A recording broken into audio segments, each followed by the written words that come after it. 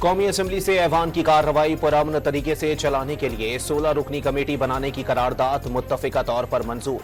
عطا تارڑ کی قرارداد میں بیرسٹر گوہر، محمود اچکزئی اور نوید قمر کی ترمیم شامل۔ پارلیمنٹ کے اندر سے کسی کو گرفتار نہیں کیا گیا، اسپیکر آفس میں موجود ریکارڈ جھٹلایا نہیں جا سکتا۔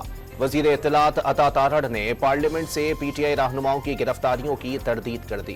پی ٹی آئی نے پارلیمنٹ سے گرفتاریوں کے واقعے کی تحقیقات کا مطالبہ کر دیا۔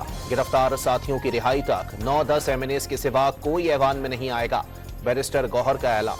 پارلیمنٹ سے گرفتاریوں کا واقعہ سنگجانی جلسے کا رد عمل تھا۔ وفاقی وزیر خواجہ آصف کا مذمت سے انکار، دعویٰ کیا کہ پارلیمنٹ والا واقعہ جلسے میں استعمال کی جانے والی زبان کا رد عمل تھا۔ بانی پی ٹی آئی خود اپنی ذات سے مخلص نہیں، پی ٹی آئی قیادت درست راستے پر ہوتی تو پارٹی مضبوط بن چکی ہوتی۔ سینئر وزیر سندھ شرجیل میمن کی پریس کانفرنس۔ پنجاب کی 112 تحصیلوں میں 444 چیف منسٹر کلینک آن ویل شروع کرنے کا فیصلہ۔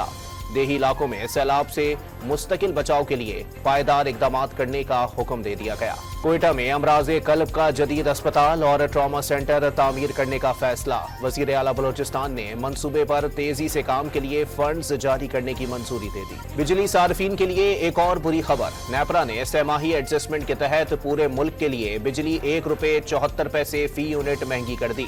نوٹیفیکیشن جاری کر دیا گیا۔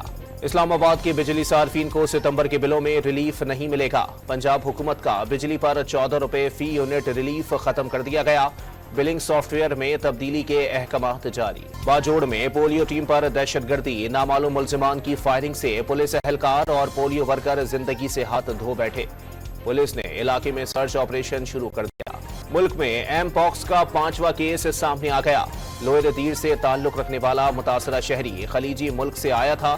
مریض کی صحت بہتر قرار، گھر پر ہی زیر علاج۔ اور سونا ₹2300 مہنگا، نئی فی تولہ قیمت ₹2,64,000 ہو گئی۔